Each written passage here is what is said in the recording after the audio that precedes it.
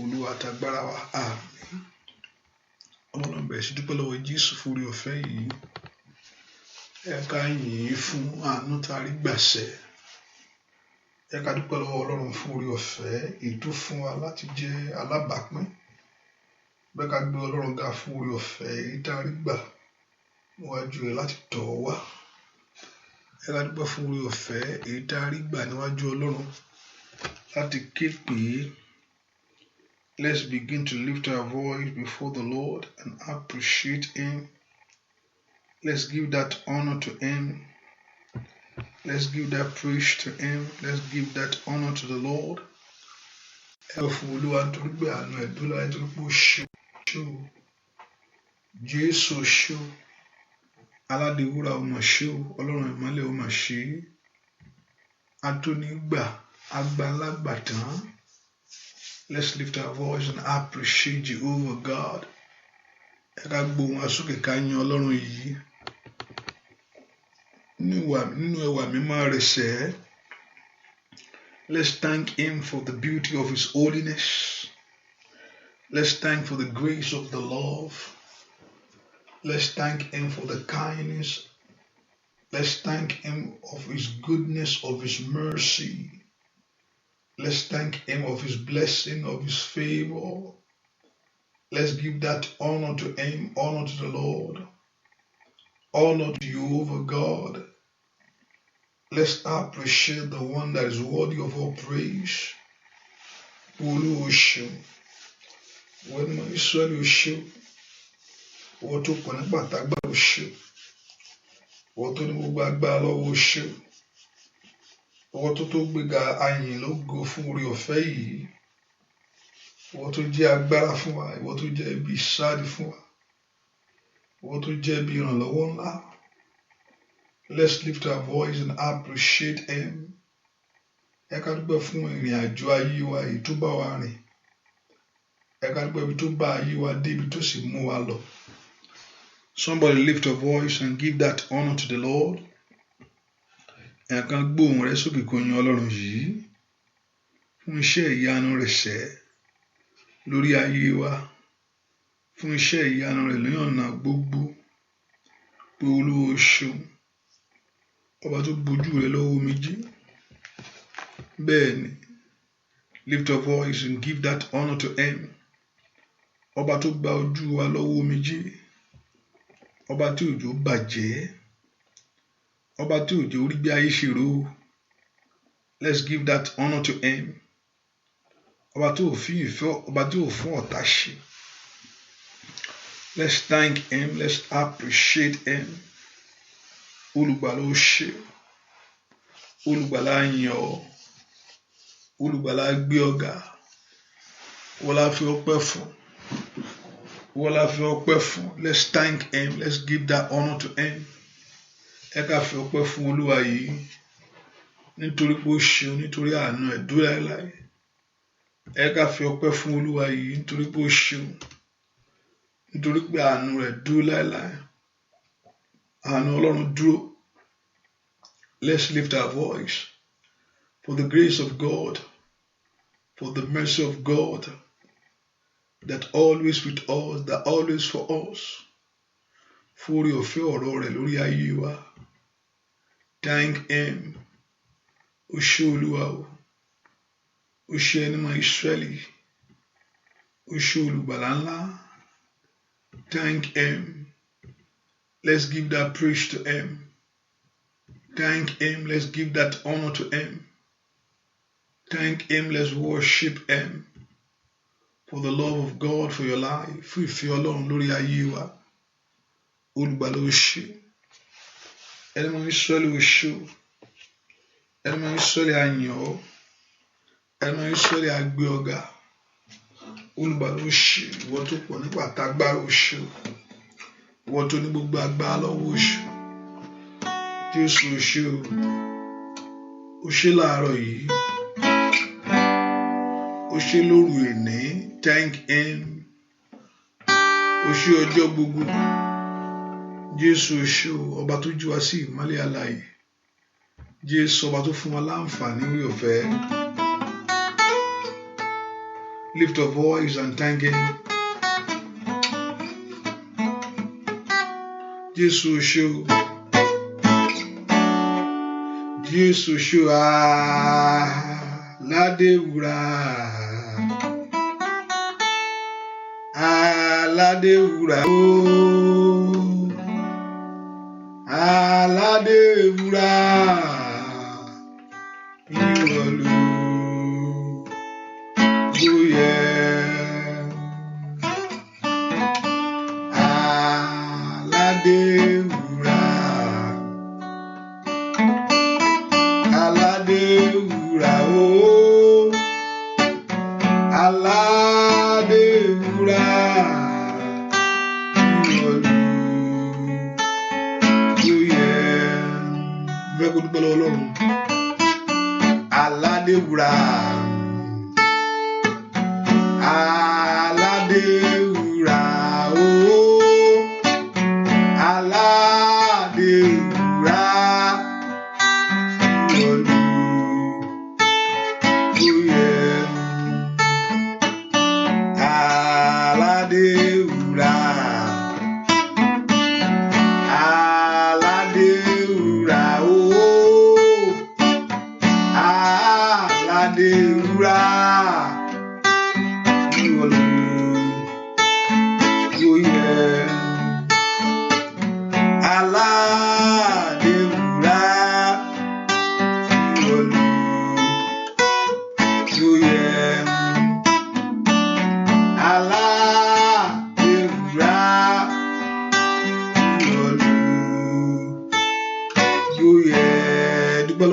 Tó ṣàánú fún ọ.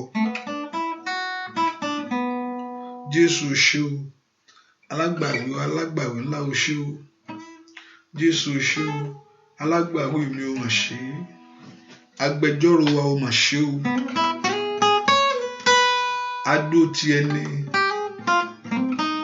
Dúpẹ́ lọ́wọ́ Ọlọ́run agbẹjọ́rò fún wa, ọba tó ń gbẹjọ́ wa rò. Òun ló ń gbẹjọ́ wa rò is our It's always there for us. He plead our cause before the Lord. Let's thank Him. Let's thank Him. He's always there for us at all times. Let's appreciate Him. Let's thank Him.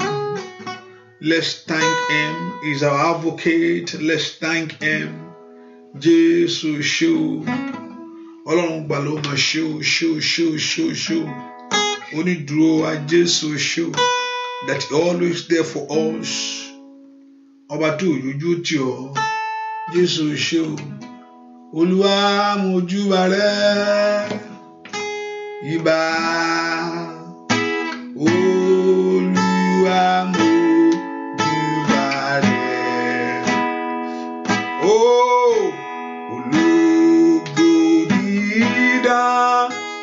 Ẹlẹ́rù ní Olúwa mojúbà rẹ ìbà Jésù. Olúwa mojúbà rẹ ìbà. Olúwa mojúbà rẹ. Olúwa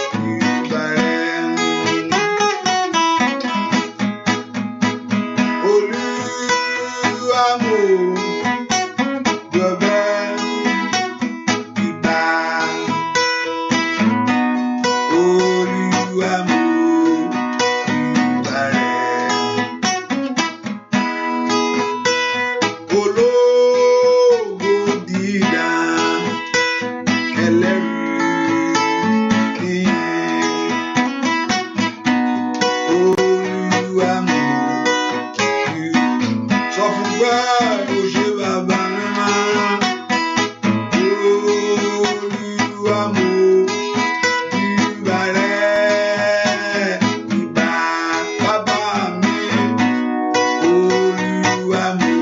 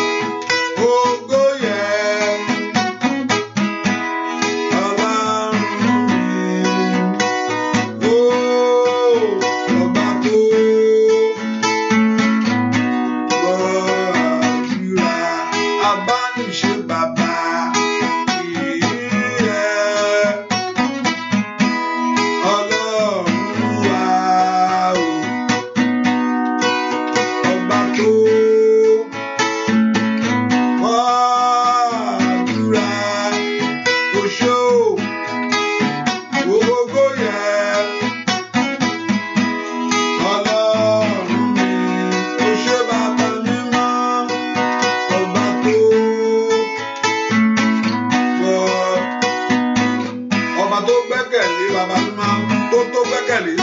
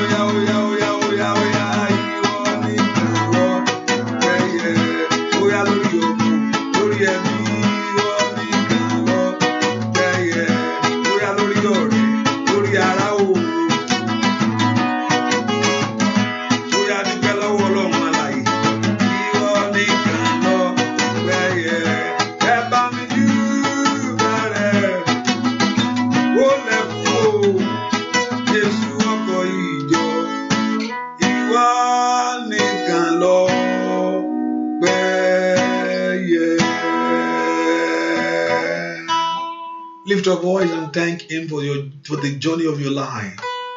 Bẹ́ẹ̀ kó dúpẹ́ fún ìrìn àjò ayé rẹ̀ níbi tó bá dé yìí. Mo sì ní ìgbàgbọ́ pé tó bá dé bí òní ju ọ̀lẹ bẹ̀. He's not gonna leave you. He's still taking you somewhere. Ó sì mú wa lọ síbi tó dára. Fún ohun tó ti ṣe. Àti ohun tí ó ṣe.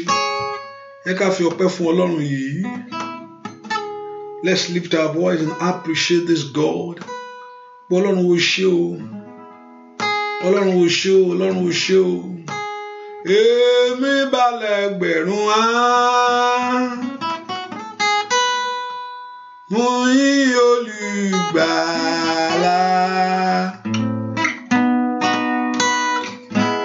Ògo Ọlọ́run ọba mi. ìṣẹ́gun oore rẹ̀. Jésù tó ṣẹ́rù mi dayọ̀, dúpẹ́ tó mú bànújẹ́ tán o.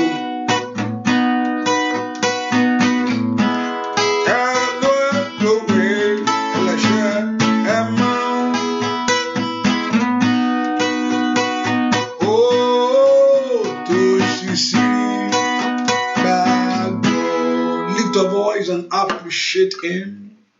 Jésù ṣé o, Jésù tó sọ ẹrù mi dayọ̀, èyí tó mú ìbànújẹ́ mi tán, ilé tí ẹlẹ́ṣẹ̀ ìyà àti ìlera, Jésù mà ṣeun o.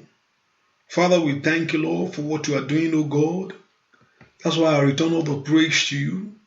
Mo dá gbogbo ògo padà fún ìwọ Ọlọ́run mi yìí. Let's thank ọba tó wà ń bẹ̀ fún ọ. Ọba tó wà níbẹ̀ fún ọ níbẹ̀, the Lord Almighty that always there for us at all time. Ẹ ká dúpẹ́ fún ìrìn àjò náà, ọba tí ò bàjẹ́ mọ́ ọ lọ́wọ́, ọba tí ò dúdú tì ọ, ọba tí ò já yóò yọ ọ. Let's give that glory to the one that is worthy to receive it. Ẹ ká dá gbogbo ògo padà fún ẹni tó tó gbà á. Ẹ ká dá gbogbo ògo fún ẹni tó tó gba ògo yìí. Ẹni tó ní gbogbo ọlá yìí lọ́wọ́, èyí tí ń ṣe Jésù. Ọlọ́run mi ò mọ̀ ṣe, ọba tí ò jẹ́ ń sunkún, ọba tí òjò bàjẹ́ fún mi. Dúpẹ́ lọ́wọ́ Ọlọ́run yìí, ọba tí òjò dàrú, ọba tá a jẹ́, ọba tí ò jẹ́ kí ayé béèrè pé Ọlọ́run rẹ̀ dà. Let's thank him. Ọlọ́run gbé Jésù ga fún ohun tó ń ṣe o. Ọlọ́run dúpẹ́ fún ìyanu rẹ̀ lórí ayé rẹ̀ ni, lórí ayé ọmọ rẹ̀ ńkọ́. Thank him. Olúwa ṣeun, Olúwa ṣeun. Kí ni fi dúpẹ́, kí ni fi fìyìn fún ọ? Jésù ṣe o, oore rẹ̀ pọ̀. Mélòó ni mo rò nínú oore Jésù ṣe? Mélòó ni mo rò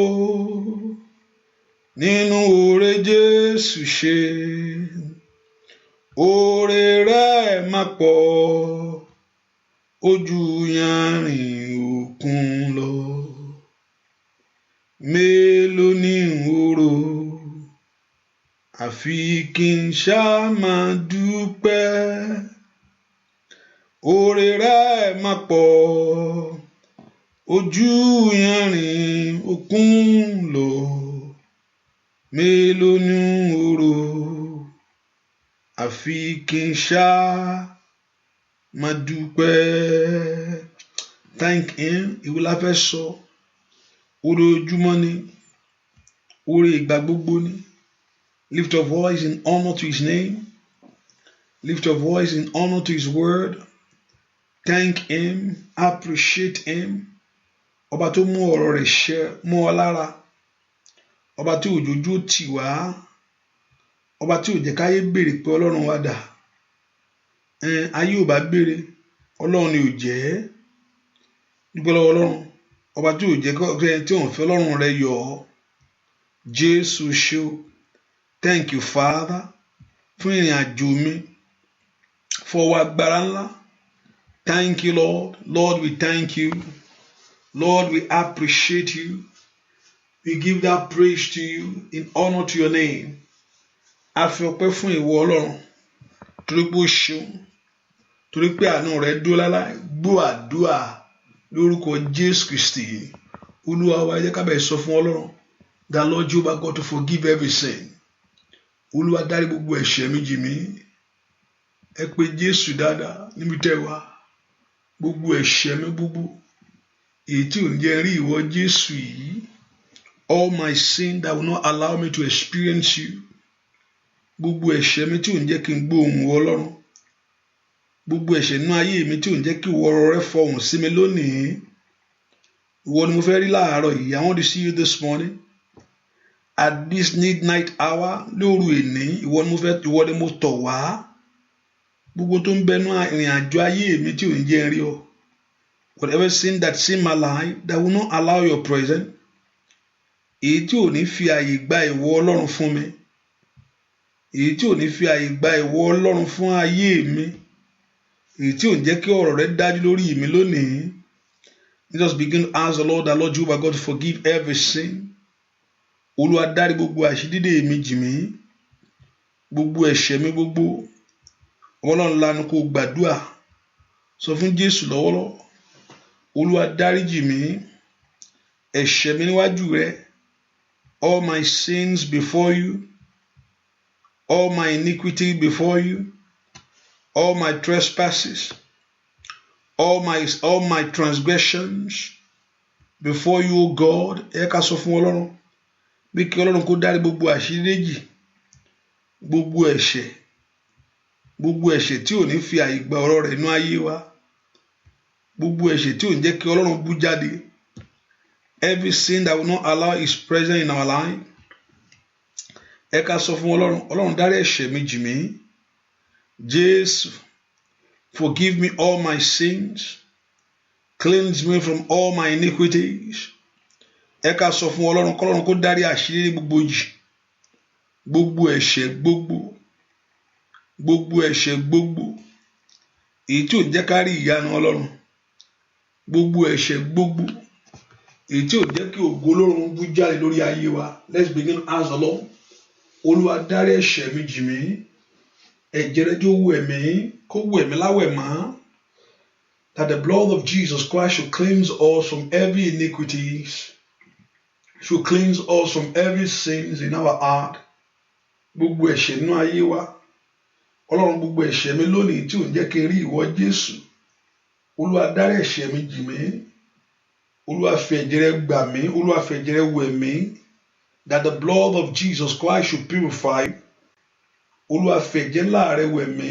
Olúwa fi ẹ̀jẹ̀ ńlá rẹ̀ tú mi ṣe. That the blood of Jesus Christ should sanctify you. Somebody open your heart to pray. Èèyàn kan gbàdúrà kó sọ fún Ọlọ́run bẹ́ẹ̀. Kí ẹ̀jẹ̀ Jésù kó wẹ̀ ọ́ tílétílé. Kí ẹ̀jẹ̀ Jésù kó wẹ̀ ọ́ tọmọtọmọ. Ẹ pe orúkọ Jésù bí tẹ́ wà. Olúwa fi ẹ̀jẹ̀ ńlá rẹ̀ wẹ̀ mí. Ẹ̀jẹ̀ Jésù wẹ̀ ayé mi. Ẹ̀jẹ̀ Jésù wẹ̀ ayé ọmọ mi. Ask the blood of Jesus Christ to cleanse you, to purify you. Ẹ sọ kí ẹ̀jẹ̀ Jésù kó wẹ̀ ọ́ tílétílé, kó wẹ̀ ọ́ tọmọtọmọ. Olúwa fi ẹ̀jẹ̀ ńlá rẹ̀ wẹ̀ mí. Somebody open your heart to pray. Èèyàn kan gbàdúrà kó sọ fún Ọlọ́run bẹ́ẹ̀. Olúwa fi ẹ̀jẹ̀ ńlá rẹ̀ wẹ̀ ayé mi. Olúwa wẹ̀ mí. Somebody open your heart to pray. Èèyàn kan gbàdúrà kó sọ fún Jésù. Olúwa wẹ̀ mí. Olúwa wẹ̀ ayé mi. Olúwa wẹ̀ ọ̀nà mi lónìí. Ẹ̀jẹ̀ Jésù wẹ̀ mí tọmọtọmọ. Ẹ̀jẹ̀ Jésù wẹ̀ mí tílétílé. Somebody ọmọ Ọlọ́run lanu kó gbàdúrà. Olúwa fi ẹ̀jẹ̀ ńlá rẹ̀ wẹ̀ mí. Ẹ̀jẹ̀ Jésù wẹ̀ mí. Somebody pray. Ẹ̀jẹ̀ Jésù wẹ̀ ayé mi. Ẹ̀jẹ̀ Jésù wẹ̀ ayé ọmọ mi. Ẹ̀jẹ̀ Jésù wẹ̀ iṣẹ́ mi. Ẹ̀jẹ̀ Jésù wẹ̀ ilé mi. Ẹ̀jẹ̀ Jésù wẹ̀ ọ̀nà mi. Can you lift your voice and begin to ask the blood of Jesus Christ to wash you, to purify you, to sanctify you? Kí ẹ̀jẹ̀ Jésù kó wẹ̀ ọ́. Olúwa wẹ̀ mí gbogbo àmì kámi lára mi. Gbogbo àmì kámi nínú ayé mi. Gbogbo ètò òkùnkùn, gbogbo every plans of the devil concerning your life. Let the blood of Jesus Christ begin to wash it away. Gbogbo àmì ọ̀tá nínú ayé mi lónìí ẹ̀jẹ̀ Jésù wẹ̀ ẹ́. Olúwa fi ẹ̀jẹ̀ rẹ̀ wẹ̀ mí. Olúwa dẹ̀jẹ̀ ńlá rẹ̀ lé mi lórí. Somebody asked, plead the blood of Jesus. Ẹ béèrè fún ẹ̀jẹ̀ náà. Kí ẹ̀jẹ̀ náà kó wẹ̀ ayé yín lọ́wọ́lọ́wọ́ yìí. That the blood of Jesus Christ should purify you. Olúwa dẹ̀jẹ̀ lé mi lórí. Ẹ̀jẹ̀ Jésù ra ayé mi padà. Somebody pray and talk to God. That the blood of the Lamb to redeem you. Ẹ̀jẹ̀ Jésù wẹ̀ ayé mi ní àwẹ̀ mọ́ lónìí. Olúwa wẹ̀ mí. Olúwa wẹ̀ ọkàn mi. Olúwa wẹ̀ ayé mi. Olúwa wẹ̀ ilé mi. Olúwa wẹ̀ ayé ọmọ mi. Ẹ pe orúkọ Jésù pé kí Ọlọ́run kó wẹ̀ ọ́. Olúwa wẹ̀ ayé mi. Olúwa wẹ̀ ọ̀nà mi. Olúwa wẹ̀ ọkàn mi. Somebody pray that the blood of Jesus Christ should purify. Olúwa wẹ̀ ọ̀nà mi lónìí. ẹ̀jẹ̀ Jésù wẹ̀ mí tilétilé.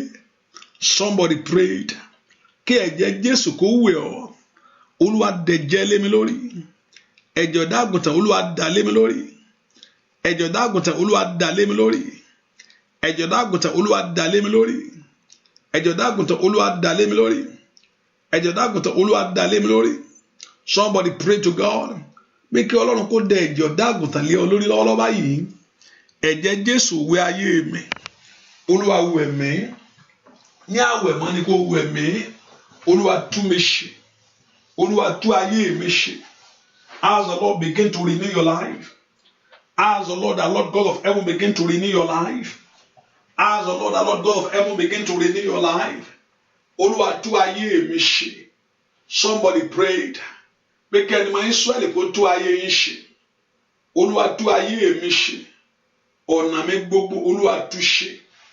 Ẹ pe orúkọ Jésù. Kí ẹni máa ń sọ ẹ̀lẹ́ kó tú ayé wa ṣe.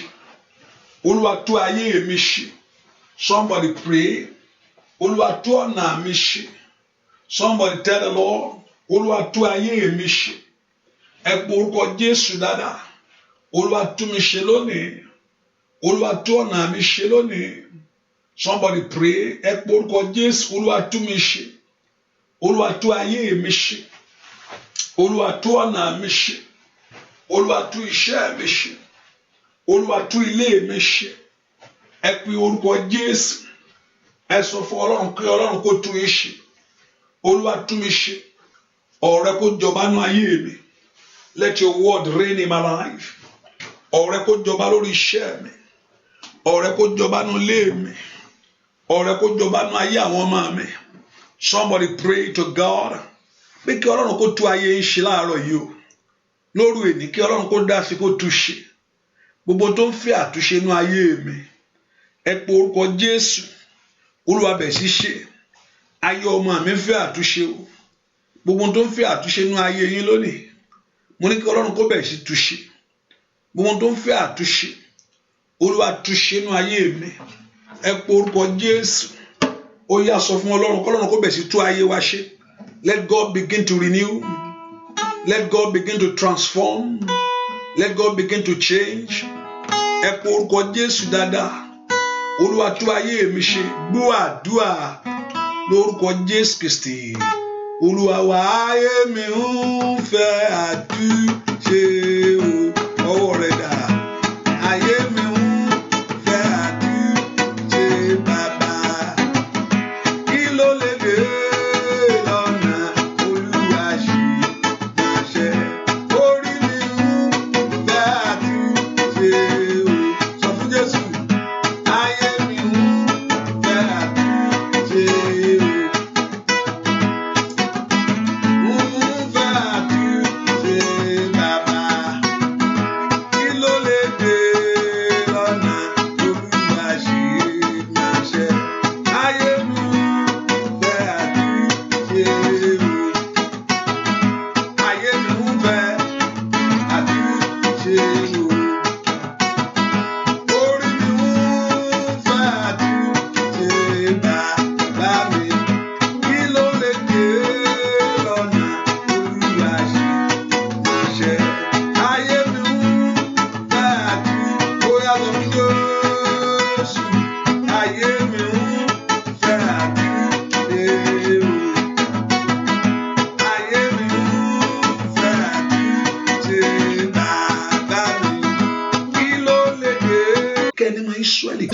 Ṣe àtúnṣe ńlá yẹn o.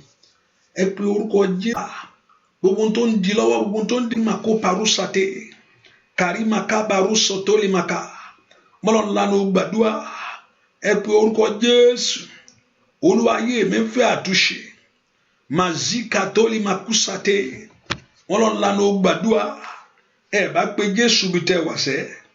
Ọlọ́run orí mi ń fẹ́ àtúnṣe o. Gbogbo tó ń di lọ́nà, gbogbo tó ń di ògo mi lọ́wọ́, gbogbo tó ń di ògo iṣẹ́ mi lọ́wọ́, gbogbo tó ń di ògo ayé ọmọ mi lọ́wọ́, Olúwa mú kúrò lójú ọ̀nà. Somebody pray. Ayé mi ń fẹ́ àtúnṣe ni. Orí mi ń fẹ́ ni. Ọlọ́run ṣàtúnṣe inú ayé mi láàárọ̀ yìí o. Ọlọ́run ṣàtúnṣe inú ilé mi láàárọ̀ yìí o. Ọlọ́run ṣàtúnṣe inú ayé ọmọ mi láàárọ̀ yìí o. Lift your voice and pray. Lift your voice and talk to him. Lift your voice and talk to him. Ẹ pe orúkọ Jésù yẹn sẹ́. Ẹ pe orúkọ Jésù yẹn. Pé kí ẹni máa Ísírẹ́lì kó ṣe àtúnṣe yẹn.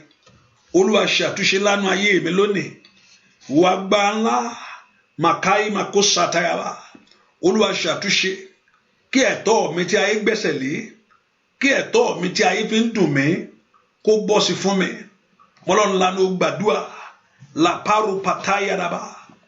Le sonto rimakashike yaba. Lemprondo sunko toli makalibo. Mọ́lọ́run lánàá ó gbàdúrà. Porúkọ Jésù. Ẹ porúkọ Jésù bí tẹ́wà. Makondo ye makuso koyaba. Mọ́lọ́run lánàá ó gbàdúrà sẹ́. Pé kí Ọlọ́run kó ṣe àtúnṣe ńlá lónìí. Olúwa ṣe àtúnṣe ńlá rẹ lónìí. Nínú ilé mi, nínú ayé ọmọ mi gbogbo. Somebody lift your voice and call upon the Lord. Olúwa ṣe àtúnṣe. Àtúnṣe lánàá ayé mi. Kí ẹ̀tọ́ mi kó padà wá. Ẹ pe orúkọ Jésù. Kí ẹ̀tọ́ mi kó padà wá. Somebody lift your voice to him. Ẹ pe orúkọ Jésù yẹn rárá. Kí oore kó tún oore fún mi láyé kó bọ́ sí. Wọ́n lọ ńlá ló gbàdúrà. Ẹ pe orúkọ Jésù dáadáa. Olúwa ṣe àtúnṣe nínú ayé mi lónìí. Lè ṣí ń kárí ọba ó fàpọ̀ kápá. Ẹ pe orúkọ Jésù. Olúwa ṣe àtúnṣe lánàá ayé mi lónìí. Somebody lift your voice to him. Ẹ pe Jésù yẹn bí tẹ́wà. Ẹ sọ fún Ọlọ́run alààyè. Olúwa ṣe àtúnṣe lánàá ayé mi. Olúwa ṣe àtúnṣe lánàá ayé mi. Olúwa ṣe àtúnṣe lánàá ilé mi. Olúwa ṣe àtúnṣe lánàá ayé ọmọ mi gbogbo. Ní orúkọ Jésù. Makanda ya makusata. Kaderi makusekelia. Ọlọ́run lánàá gbàdúrà. Le paru batunde lebo koshandia. Ẹ pe orúkọ Jésù. Olúwa ṣe àtúnṣe nínú ayé mi lónìí. Oore tó ti sọnù mọ́ mi lọ́wọ́ kó padà wá. Oore tí ayé ti jí mọ́ mi lọ́wọ́ lórúkọ Jésù kó padà wá. Ó yá yá ọmọ Ọlọ́run lánàá gbàdúrà. Kó oore tó ti sọnù yẹn kó padà wá o. Ó yẹ sọ fún Jésù. Fún oore tí ayé ti gbẹ́sẹ̀ lé. Kó padà wá. Ẹ pe orúkọ Jésù dáadáa. Màṣínkà délẹ̀wá. Ẹ sọ fún Jésù. Fún oore tí ayé ti gbẹ́sẹ̀ lé kó padà wá. Ó yá ó yá ó yá ó yá ó yá. Fún oore tí ayé ti gbẹ́sẹ̀ lé kó padà wá. Ẹ pe orúkọ Jésù. Fún oore tí ayé ti gbẹ́sẹ̀ lé. All things that enemy have robbed you. Makande mokoshantiaba. Let it return to your life. Oore tí ayé ti gbẹ́sẹ̀ lé kó padà wá. Ìwọ ògo ayé mi tó ti sọnù kó padà wá. Somebody tell the Lord. Èèyàn kan gbàdúrà kó sọ fún Ọlọ́run. Ó dá kí ẹ̀tọ́ rẹ kó padà wá ní o. Ó dá kí oore kó bọ́ sí fún yín láyé níṣẹ́. Ó yẹ pé orúkọ Jésù. Makanda ya makaba. Ayé mi ń fẹ́ àtúnṣe. Lord, begin to change my life. Ẹ yí ìtàn ayé mi padà bàbá. Ìtàn ayé mi dára kó gba àtúnṣe o. Ìtàn ayé mi kó gba àtúnṣe o. Ìtàn ayé mi kó gba àtúnṣe o. Ògo mi kó jáde wá. Ìwọ ògo ayé mi jáde. Ìwọ ògo ayé mi jáde. Gbéra dìde kó jáde. Lift your voice and pray. Ẹ pe orúkọ Jésù dáadáa. Ìwọ ògo ayé mi jáde. Ìwọ ògo ayé ọmọ mi jáde. Somebody pray and talk to God that the glory of your life to manifest. Ìwọ ògo ayé mi jáde wá. Let the glory of my life manifest. Ìwọ ògo iṣẹ́ mi jáde. Ìwọ ògo ilé mi jáde. Ẹ pe orúkọ Jésù. Ìwọ ògo ayé mi gbéra sọ. Yíká bàbá bó bẹ̀ ṣíṣe ohun yanu. Makanda ya makosonto yaba. Wọ́n lọ ńlá ló gbàdúrà. Ẹ pe orúkọ Jésù. Pé kí ògo ayé yìí kó jáde. Ìwọ ògo tí ayé gbẹ́sẹ̀ lé. Ó yá tàn jáde. Ìwọ ògo tí ayé gbẹ́sẹ̀ lé. Ó yá tàn jáde. Ìwọ ògo tí ayé gbẹ́sẹ̀ lé. Ẹ pe orúkọ Jésù. Ó dá kí ògo ayé yín kó jáde wá o. Ó dá kí ògo iṣẹ́ yín kó jáde wá. Ẹ pe orúkọ Jésù bí tẹ́ wá. Olúwa jẹ́ kí ògo ayé mi jáde. Olúwa jẹ́ kí ògo ayé mi jáde. Olúwa jẹ́ kí ògo ayé mi jáde. Olúwa jẹ́ kí ògo ayé ọmọ mi jáde. Ọlọ́run ńlá ló gbàdúrà sẹ́. Borúkọ Jésù yẹn ni ògo ayé mi jáde wá makanda yema oshakayaba le prendo sunkatebo makandere moko santiabo ẹ pe orúkọ Jésù. Olúwa jẹ́ kí ògo ayé mi jáde. Ìwọ ògo ayé mi yìí ó yá di mímọ̀ fáyé lónìí. Ìwọ ògo iṣẹ́ mi yìí di mímọ̀ fáyé lónìí. Ìwọ ògo ilé mi yìí ní orúkọ Jésù. Ògo ayé ọmọ yìí, ògo ayé ọmọ gbogbo ní orúkọ Jésù kó di mímọ̀. Olúwa ṣògo rẹ di mímọ̀ ní ayé mi. Let the glory of God be revealed in the name of Jesus. Let the glory of God, la parusanteaba, let the glory of God be revealed. Somebody pray that the glory of God be revealed in your life. Ẹ pe orúkọ Jésù. Ìwọ ògo ayé mi dìde. Ìwọ ògo ayé mi dìde. Somebody pray that the glory of your life to manifest you. Ògo ayé yín kó dìde o. Ògo ayé yín kó dìde o.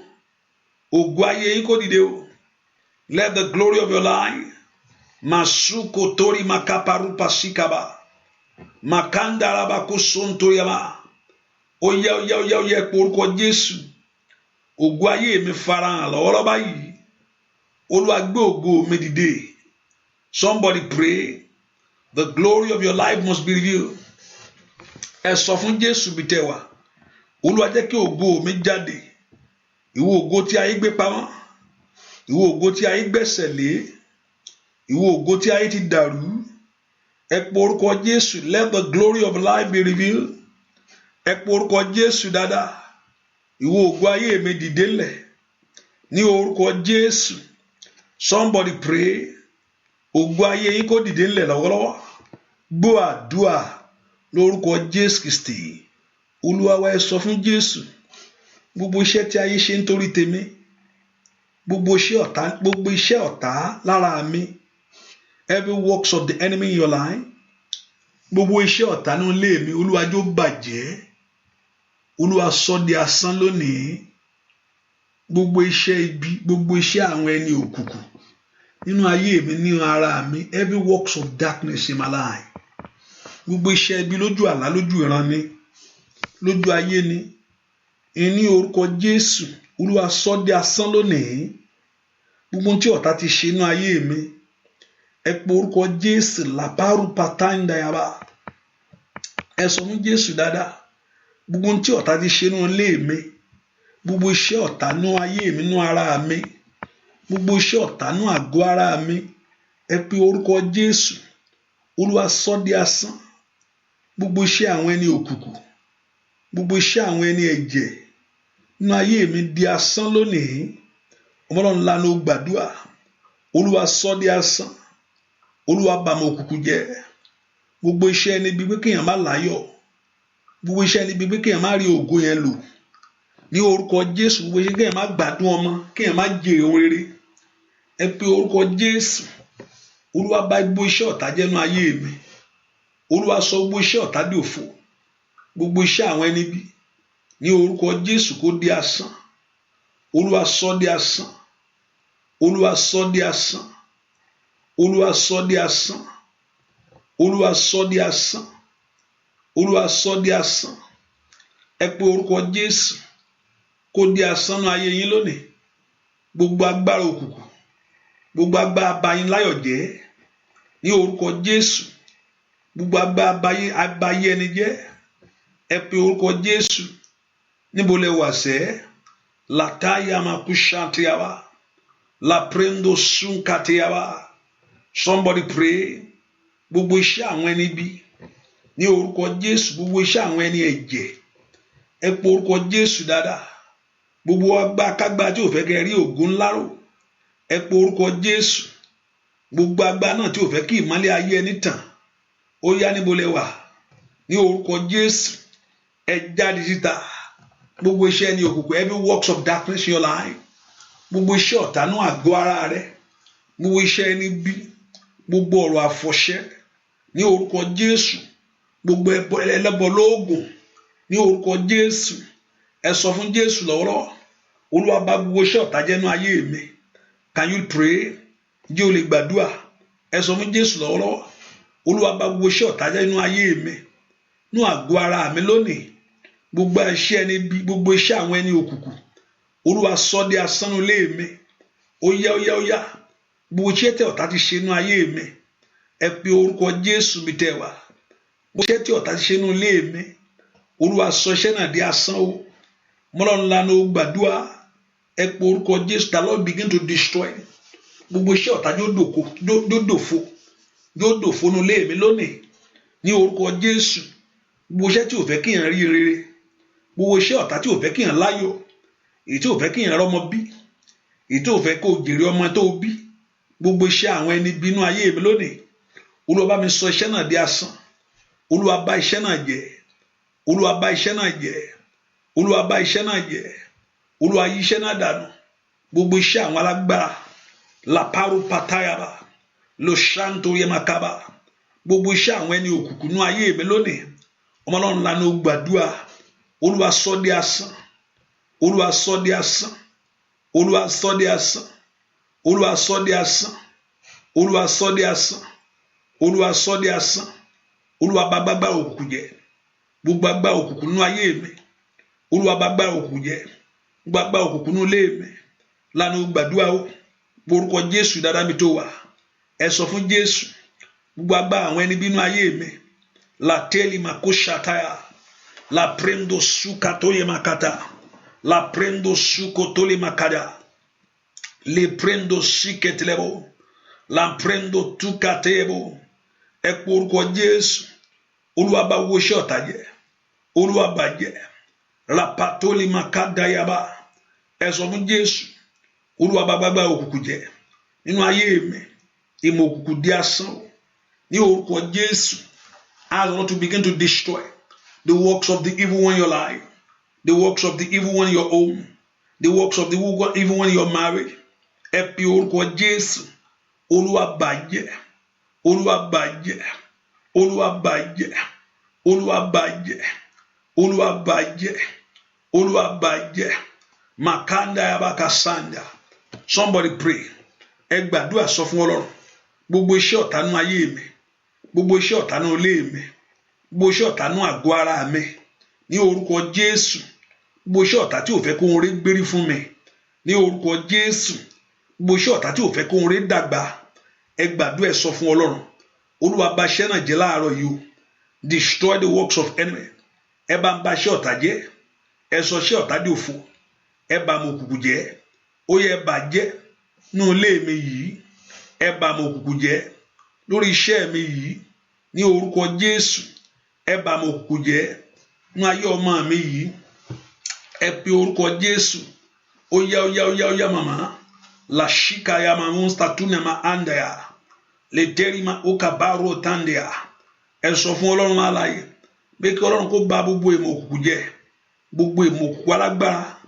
Alágbára èèyàn nínú ayé rẹ lónìí. Gbogbo ìmọ̀ òkùnkùn alágbára. Alágbára èèyàn nínú iṣẹ́ rẹ lónìí. Gbogbo ìmọ̀ òkùnkùn alágbára. La peru satea. La peru patutaya. La prendo suketelebo. Ẹ pe orúkọ Jésù. Gbogbo ìmọ̀ òkùnkùn alágbára lórí ilé rẹ lónìí. Ó yá ń gbólówà. Ẹ pe Jésù. Gbogbo ìmọ̀ òkùnkùn alágbára lórí iṣẹ́ mi lónìí. Ó yá màmá gbàdúrà. Ní orúkọ Jésù. Olúwa sọ iṣẹ́ náà di asán. Gbogbo ìmọ̀ òkùnkùn alágbára. La paru patontaya. Ẹ sọ fún Jésù. Olúwa bàjẹ́. Olúwa bàjẹ́. Olúwa bàjẹ́. Olúwa bàjẹ́. Olúwa bàjẹ́. Olúwa bàjẹ́. Olúwa bàjẹ́. Olúwa bàjẹ́. Olúwa bàjẹ́. Olúwa bàjẹ́. Olúwa bàjẹ́. Ẹ pe orúkọ Jésù dáadáa. Olúwa bá gbogbo ìmọ̀ òkùnkùn jẹ́. Nínú ilé mi yìí. Nínú ayé ọmọ mi yìí. Ní orúkọ Jésù. Lórí iṣẹ́ mi yìí. Ní orúkọ Jésù. Nínú ilé mi yìí. Gbogbo ìmọ̀ òkùnkùn. Gbogbo agbá òkùnkùn. Gbogbo àbọ̀ òkùnkùn. Gbogbo iṣẹ́ níbi. Nínú ilé mi. Nínú àgọ́ ara mi. Somebody prayed. You can pray it. You can tell the Lord. Kó di asán lónìí. Kó di asán lónìí. Kó di asán lónìí. Gbogbo ọ̀rọ̀ tó lòdì. Gbogbo ọ̀rọ̀ tó lòdì sí ògo mi. gbogbo ọ̀rọ̀ tó lòdì sí ìṣeré mi, gbogbo ọ̀rọ̀ tó lòdì sí ayọ̀ mi, gbogbo ọ̀rọ̀ tó lòdì sí ìbùkún mi, ẹ pe orúkọ Jésù, ẹ mọ́ sọ di asán. Olúwa bàjẹ́, Olúwa bàjẹ́, Olúwa bàjẹ́, Olúwa bàjẹ́, Olúwa bàjẹ́, Olúwa bàjẹ́. Gbogbo agbára òkùnkùn nínú ayé mi bàjẹ́, gbogbo agbára ọ̀tá Olúwa bàjẹ́ nínú ayé àwọn èèyàn yìí. Ẹ pe orúkọ Jésù, let God destroy it in Jesus' name we pray. Ẹ pe orúkọ Jésù. Olúwa fún mi ní òmìnira mi lónìí. Ó ní tí ọmọ bá ti sọ ọ́ dòmìnira, ìyẹn dòmìnira nítòótọ́. Bẹ́ẹ̀ kẹ́ pe orúkọ Jésù. Olúwa fún mi ní òmìnira mi lónìí. Lord, give me my freedom tonight or this morning. Olúwa fún iṣẹ́ mi yẹn ní òmìnira o. Give that my job liberty today. Olúwa fún ayé mi ní òmìnira yẹn. Òmìnira tí mò ń bẹ̀bẹ̀ fún. Òmìnira tí ayé mi ń pòǹgbẹ fún. Ẹ pe orúkọ Jésù. Olúwa fún mi ní òmìnira yẹn lónìí o. Ìwọ òmìnira tí ayé mi ń bẹ̀bẹ̀ fún. That freedom that you have been praying for. That freedom that you have been crying for. That freedom that you have been longing to see. Òmìnira tẹ́ tí ń béèrè látijọ́ yẹn. Ẹ pe orúkọ Jésù. Olúwa fún mi ní òmìnira mi lónìí. Ìwọ òmìnira mi ó yá padà wá.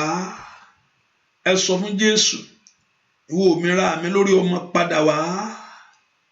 Ìwọ òmìnira mi lórí iṣẹ́ padà wá. Ẹ sọ fún Ọlọ́run alààyè bí kí Ọlọ́run kó dá òmìnira padà fún ọ. Ìwọ òmìnira tí ayé ti gbẹ́sẹ̀ lé mọ́ mi lọ́wọ́. Ìwọ òmìnira tí ayé jí gbé mọ́ mi lọ́wọ́. Ògo tó sọnù wá. Somebody pray. Ẹ pe orúkọ Jésù. Ìwọ òmìnira mi padà wá. Let my liberty manifest to me. Ẹ pe orúkọ Jésù dáadáa. Bí kí òmìnira yẹn kó padà wá o. Òmìnira tẹ nínú Jésù yẹn. Òmìnira lórí ọmọṣẹ́. Òmìnira ní marriage yẹn, that freedom in that marriage, let it restore back. Òmìnira mi padà wá. Ní orúkọ láti rówó láti rí ìgbàlù. Let your freedom be returned back to you. Ní orúkọ Jésù, Olúwa dá òmìnira mi padà fún mi. Father, restore my blessing back. Restore my liberty back. Ìwọ òmìnira tí mo ní ọ láti lọ sùn. Ẹ pe orúkọ Jésù. Ó yá òmìnira láti ṣeré láyé. Wọ́n lọ́run Olúwa dá òmìnira mi padà. Gbogbo agbára tí ń bá mi dù, Olúwa dójú tì.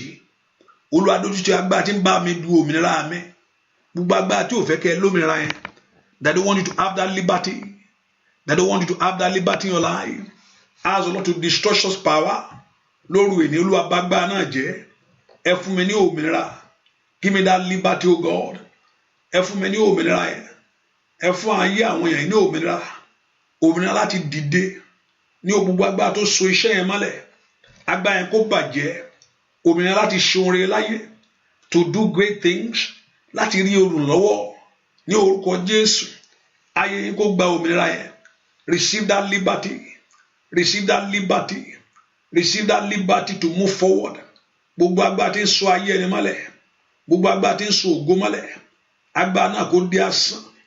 Agbára náà kó di asán. Agbára náà kó di asán. Ẹ pe orúkọ Jésù. Agbára náà kó di asán. Wọ agbára tí ń bani láyọ̀ jẹ́. Gbọ́ àdúrà lórúkọ Jésù Kristi. Olúwa wa tí inú mi bá dùn. Màá ráyè láti sìn ọ́. Sọ̀bànújẹ́ dèwọ̀ mi. Bá óyá óyá.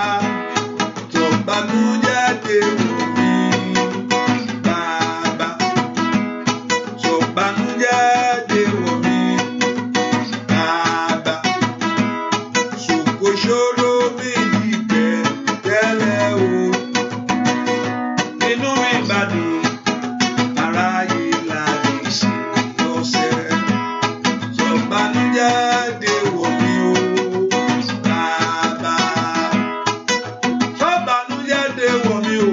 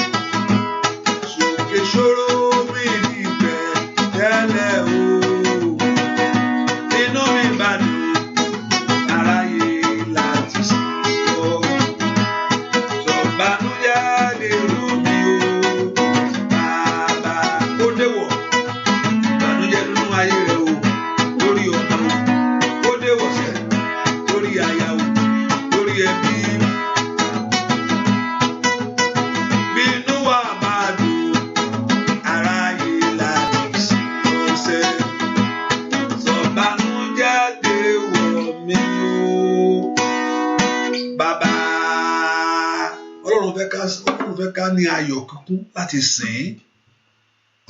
Ọmọ Ọlọ́run ni wá nípa ẹ̀jẹ̀ Jésù. We are sons and the daughters of God. We are sons and the daughters of God. Ọmọ Ọlọ́run ni wá. Ó sì fẹ́ ká sìn òun tayọ̀tayọ̀. Ohun tí ọ̀tá ń ṣe is to frustrate you of turning you back from him. Bí ni bá di lọ́nà tí ò rọ́mọ tí ò rọ́kọ tí ò ṣe kíní kan apá lẹ́yìn ẹ̀, but just hold on to him. Ẹ pé orúkọ Jésù. Olúwa jẹ́ kí ìbànújẹ́ kó di èèwọ̀ fún mi lónìí tàbí kò gbọdọ̀ ṣẹlẹ̀. Ẹ jẹ́ kí orí burúkú kó jìnnà sí ayé mi. Gbogbo agbára tí fi ń lọ mí, wọ́n máa fi ń lọ ayé ẹni ni, ọ̀tá máa fi ń lọ̀yàn, orí ẹlòmíì á gbà á. Ọ̀tá máa fi ń pe orí ẹlòmíì ni, orí rẹ̀ kó kọ̀ ọ́. Wọ́n máa fi ń lọ̀yàn ni, ayé rẹ̀ kó kọ̀ lónìí. Ẹ pe orúkọ Jésù. Olúwa sọ ìbànújẹ́ di èèwọ̀ fún mi tàbí kò gbọdọ̀ ṣẹlẹ̀. Ohun tó ń pè ní ìbànújẹ́ lórí ọmọ má jẹ́ rí. Ohun tó ń pè ní ìbànújẹ́ lórí ìrìn àjò má jẹ́ rí ìbànújẹ́. Má jẹ́ rí ìbànújẹ́ bàbá. Ẹjọ́ jìnnà sí ilé mi. Ẹ má jẹ́ rí ìbànújẹ́. Ẹjọ́ jìnnà sí iṣẹ́ mi. Ẹ má jẹ́ rí ìbànújẹ́. Ẹjọ́ jìnnà sínú ayé mi. Ẹ pe orúkọ Jésù sádà. Sọ fún Ọlọ́run alààyè. Olúwa sọ ìbànújẹ́ di èèwọ̀ fún mi. Olúwa sọ ìbànújẹ́ di èèwọ̀ fún mi. Olúwa sọ ìbànújẹ́ di èèwọ̀ fún mi. Olúwa sọ ìbànújẹ́ di èèwọ̀ fún ayé mi. Ẹ má jẹ́ rí ìbànújẹ́. Ẹ pe orúkọ Jésù. Ìwọ ìkorò jìnnà sí ọ̀nà mi. Ìwọ ìbànújẹ́ jáde. Ìwọ ìbànújẹ́ jáde. Ìwọ ìbànújẹ́ jáde. Ìwọ ìbànújẹ́ jáde. Ìwọ ìbànújẹ́. Ẹ pe orúkọ Jésù. Kí ìbànújẹ́ kó jáde. Mako parusatoli makaparusate. Ẹ sọ fún Ọlọ́run alààyè. Olúwa sọ ìbànújẹ́ di èèwọ̀ fún ayé mi. Ní orúkọ Jésù. Ìwọ ìbànújẹ́ di èèwọ̀ nínú ilé mi. Ọmọlọ́run ńlá ló gbàdúrà. Kó sọ fún Jésù yìí. Kó sọ ìbànújẹ́ di èèwọ̀. Kó sọ ìbànújẹ́ di èèwọ̀. Kó sọ ìbànújẹ́ di èèwọ̀. Kó sọ ìbànújẹ́ di èèwọ̀. Kó sọ ìbànújẹ́ di èèwọ̀. Kó sọ ìbànújẹ́ di èèwọ̀. Kó sọ ìbànújẹ́ di èèwọ̀. Kó sọ ìbànújẹ́ di èèwọ̀. Ẹ pe orúkọ Jésù dára. Kó sọ ìbànújẹ́ di èèwọ̀. La parupa tutelia. Sọ fún Jésù dára. Kó sọ ìbànújẹ́ di èèwọ̀. Lo sonto yamakapa yaba. Ní orúkọ Jésù. Ìbànújẹ́ kó di èèwọ̀ nínú ilé mi lónìí. Ìbànújẹ́ kó di èèwọ̀ lórí iṣẹ́ mi. Ìbànújẹ́ kó di èèwọ̀ nínú ilé mi. Ìbànújẹ́ kó di èèwọ̀ nínú ayé àwọn ọmọ mi. Ìwọ ìbànújẹ́ di èèwọ̀ nínú ìrìn àjò mi. Olúwa sọ di èèwọ̀. Gbọ́ àdúrà lórúkọ Jésù Kristi. Olúwa wẹ pé orúkọ Jésù. Ìwọ ire mi ni kó farahàn. All my blessing manifest to me. Ire owó, ire ọmọ tí mò ń wá. Ire àṣeyọrí tí mò ń wá. Olúwa jẹ́ kó di mímọ̀ fún mi kó farahàn. Ọlọ́run ẹ pé orúkọ Jésù. Gbogbo ire gbogbo tí ayé mi ń wá. Ẹ jẹ́ kó di mímọ̀ fún ayé mi. Ẹ jẹ́ kó farahàn. Ire tó ń gbàdúrà fún. Ire tó ń gbààwẹ̀ àtàdúrà yẹn fún. Ní orúkọ ire tó ń wojú Olúwa fún. Olúwa sọ di mímọ̀ fún mi. Jẹ́ ó ṣẹlẹ̀. Jẹ́ ó ṣẹlẹ̀. Jẹ́ ó ṣẹlẹ̀. Ìròyìn ayọ̀ jẹ́ ó ṣẹlẹ̀. Ìròyìn ayọ̀ jẹ́ ó ṣẹlẹ̀. Ìròyìn ayọ̀ jẹ́ ó ṣẹlẹ̀. Ní ilé mi jẹ́ ó ṣẹlẹ̀. Ní ayé ọmọ mi jẹ́ ó ṣẹlẹ̀. Ìròyìn ayọ̀ jẹ́ ó ṣẹlẹ̀. Ní ọ̀nà mi gbogbo jẹ́ ó ṣẹlẹ̀. Ìròyìn ayọ̀ tí ẹ fẹ́ gbọ́. That good news that you want to hear. That good news that you are expecting to manifest. Ìròyìn ayọ̀ tí ẹ fẹ́ kó ṣẹlẹ̀. Ẹ pe orúkọ Jésù. Ìwọ ìròyìn ayọ̀. Ní orúkọ Jésù. Ṣẹlẹ̀ ní ilé mi. Ìwọ ìròyìn ayọ̀. Ṣẹlẹ̀ ní ilé mi. Good news of God begin to happen in my life. Good news begin to happen in my family. Good news begin to happen in the life of my children. Ẹ pe orúkọ Jésù. Ìwọ ìròyìn ayọ̀. Ṣẹlẹ̀ ní ilé mi. Ìwọ ìròyìn ayọ̀. Ṣẹlẹ̀ ní ayé ọmọ mi. Olúwa jẹ́ kí ìròyìn ayọ̀ ṣẹlẹ̀. Olúwa jẹ́ kí ìròyìn ayọ̀ ṣẹlẹ̀. Olúwa jẹ́ kí ìròyìn ayọ̀ ṣẹlẹ̀. Olúwa jẹ́ kí ìròyìn ayọ̀ ṣẹlẹ̀. Ẹ pe orúkọ Jésù. Ọlọ́run Ísírẹ́lì jẹ́ kí ìròyìn ayọ̀ ṣẹlẹ̀. Ẹ pe orúkọ Jésù dáadáa. Olúwa jẹ́ kí ìròyìn ayọ̀ ṣẹlẹ̀ nínú ilé mi yìí. Somebody pray. Ẹ pe orúkọ Jésù. Kadaya makusatayaba. Kadori makusotoli makuprada. Le sontori masintelebo. Ẹ pe orúkọ Jésù. Ìwọ ìròyìn ayọ̀ ṣẹlẹ̀. Ìwọ ọ̀nà àbáyọ là. Ìwọ ọ̀nà àbáyọ là. Ìwọ ọ̀nà ògo là. Ìwọ ọ̀nà ìbùkún là. Ìwọ ìròyìn ayọ̀. Síbi ńlá, síbi gíga. Ìwọ ìròyìn ayọ̀. Ìwọ ìròyìn ayọ̀ síbi ńlá, síbi gíga. Ní orúkọ Jésù kó ṣẹlẹ̀. Ní ilé mi kó ṣẹlẹ̀. Ní orúkọ Jésù, ní ọ̀nà mi kó ṣẹlẹ̀. Ní ayé mi kó ṣẹlẹ̀. Ní orúkọ Jésù, ẹ gbàdúrà ìròyìn ayọ̀ tí ọkàn yín fẹ́. Ìròyìn ayọ̀ tí ayé yín ti ń retí. Ìròyìn ayọ̀ tí ẹ ń gbàdúrà fún. Ẹ pe orúkọ Jésù jó ṣẹlẹ̀. Ní orúkọ Jésù, ìròyìn ayọ̀ ṣẹlẹ̀. Jó ṣẹlẹ̀ ní ilé mi. Olúwa jó ṣẹlẹ̀. Ìròyìn ayọ̀ tí ọkàn mi ń fẹ́. Olúwa jó ṣẹlẹ̀. Jẹ́ kí ire ṣẹlẹ̀ ní ayé mi. Jẹ́ kí ire ṣẹlẹ̀ ní ilé mi. Jẹ́ kí ire ṣẹlẹ̀ ní ayé ọmọ mi gbogbo. Olúwa mú ìròyìn ayọ̀ ṣẹ. Olúwa mú ọ̀rọ̀ rẹ ṣẹ. Mú ọ̀rọ̀ rẹ ṣẹ mọ́ mi lára. Olúwa mú ọ̀rọ̀ rẹ ṣẹ. Ìròyìn ayọ̀ lórúkọ Jésù. Gbogbo ayé yóò gbọ́ nínú ilé mi. Óyá óyá ìròyìn ayọ̀ lórúkọ Jésù. Gbogbo ayé yóò gbọ́ lórí iṣẹ́ mi. Ìròyìn ayọ̀ lórúkọ Jésù. Gbogbo ayé yóò gbọ́ lórí. Óyá sọ fún Jésù. Óyá óyá ìròyìn ayọ̀ lórúkọ Jésù. Gbogbo ayé yóò gbọ́ lórí iṣẹ́ mi. Ó ṣẹlẹ̀ nínú àdúrà yìí.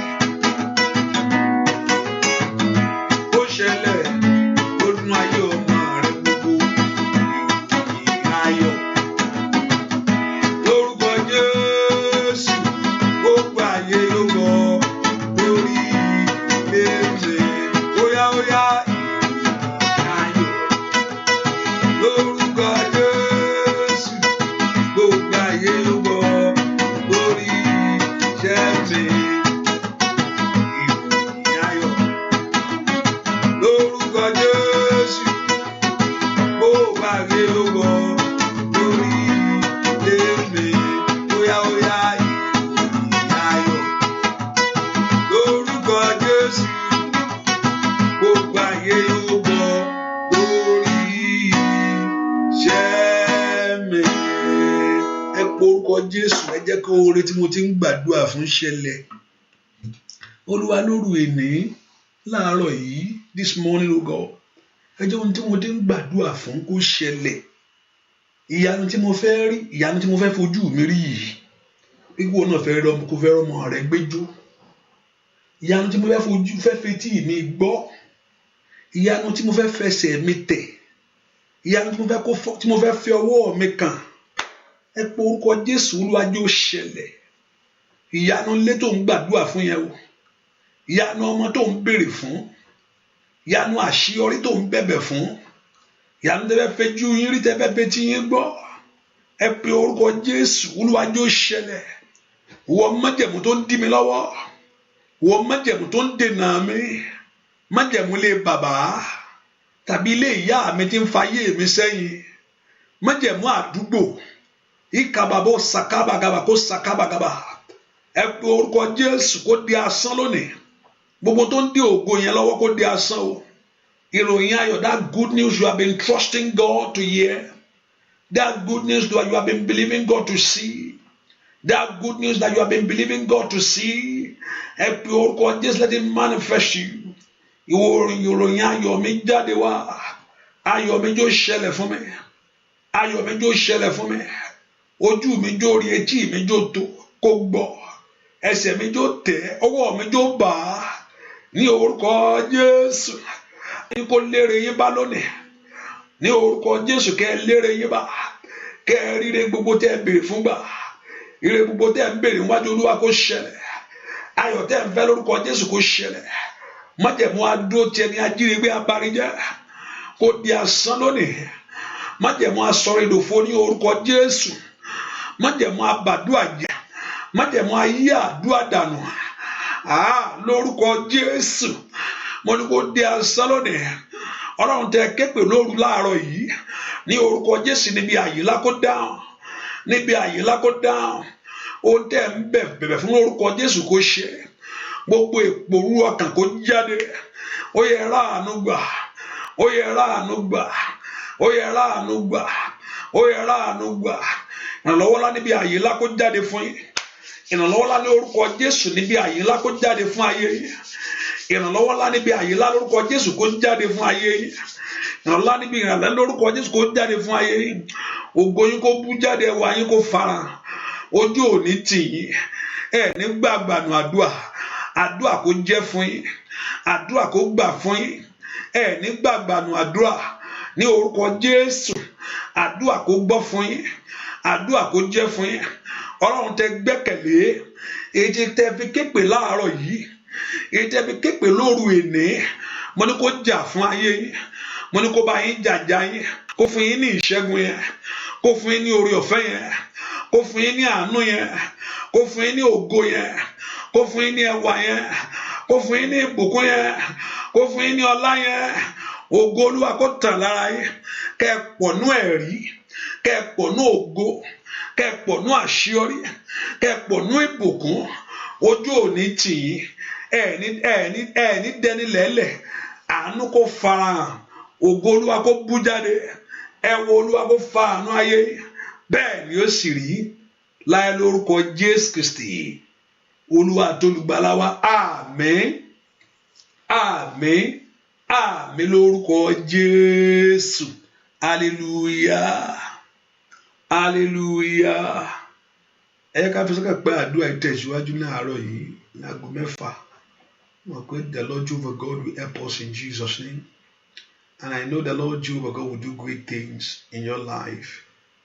The power of God will manifest. Ọlọ́run tẹ képe kò ní dójú tì yín o.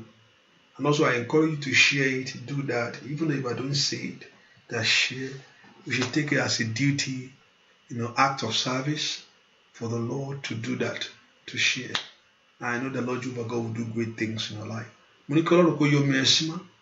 Ẹ̀jẹ̀ Jésù kó yọ omi àká. Ìjáde inú ọ̀sẹ̀ yìí kó Olúwa kó bá ogun yín jáde. Kó bá ogun yín wọlé o. Kójú mọ́ ṣe tì yín bí oṣù ṣe fẹ́ parí. Lórúkọ Jésù kẹ́ ráàánú gbà. Ọdún yìí bó ṣe ń lọ sópin. Lórúkọ Jésù àbùkù dájú ńlé o. Àbùkù dájú gbogbo èṣù. A fẹ́ parí assignment yẹn fún ọdún. Bẹ́ẹ̀ ni a sì fẹ́ ayé àwọn kan bẹ̀rẹ̀ fún ọdún tó ń bọ̀. A fẹ́ parí assignment yẹn fún ọdún yìí gbà. Lẹ́kọ̀ọ́ gbogbo tó ń fẹ́ ṣe ní ọdún yìí. A fẹ́ parí ẹ̀. A sì fẹ́ ayé àwọn kan bẹ̀rẹ̀ fún assignment yẹn lọ́dún tó ń bọ̀. Ṣùgbọ́n ẹ̀yin ẹ̀jẹ̀ Jésù mú yín jáde. Èṣù ní fi yín parí assignment yẹn. Kò ní fi wá parí ẹ̀. Kò ní fi wá parí ẹ̀. Kò sì ní fi wá bẹ̀rẹ̀. Lórúkọ Jésù. Kò ní fi wá parí ẹ̀ o. Every assignment of the devil kò ní fi ọ́ parí ẹ̀. Kò ní fi ayé ọmọ rẹ parí ẹ̀. Kò ní fi ọkọ rẹ parí ẹ̀. Kò ní fi iṣẹ́ rẹ parí ẹ̀. Lórúkọ ohun tó jẹ́ tiẹ̀, ohun tó yí ọ ká, all that thing that belongs to you kò ní fi parí ẹ̀. Kò sì ní fi ọ́ bẹ̀rẹ̀ ọdún tó ń bọ̀. Tọ́dún bá fẹ́ parí ní ìṣẹ̀lẹ̀ máa ń ṣẹlẹ̀. Ìbẹ̀rẹ̀ ọdún gangan náà ìṣẹ̀lẹ̀ máa ń ṣẹlẹ̀. Kò ní fi ọ́ bẹ̀rẹ̀. Kò ní fi ọ́ parí ẹ̀. Ní orúkọ Jésù ẹ bọ́ all his agenda, you are free. From the agendas of devil we are free. From the agenda àánú wá warí jáde. Àánú kó wa yọ. Àánú kó wa yọ. Oore ọ̀fẹ́ dájú. Oore ọ̀fẹ́ gbà wá. Àánú kó wa yọ. Oore ọ̀fẹ́ dájú. Àánú kó wa yọ. Bẹ́ẹ̀ ni ó sì rí láì lórúkọ Jésù Kristi Olúwa àti Olùgbàlà wa. Àmín. Àmín, àmín lórúkọ Jésù. Hallelujah, hallelujah. You are blessed in Jesus' name. Oore ọ̀fẹ́ yẹn dájú. God bless you. See you in the morning.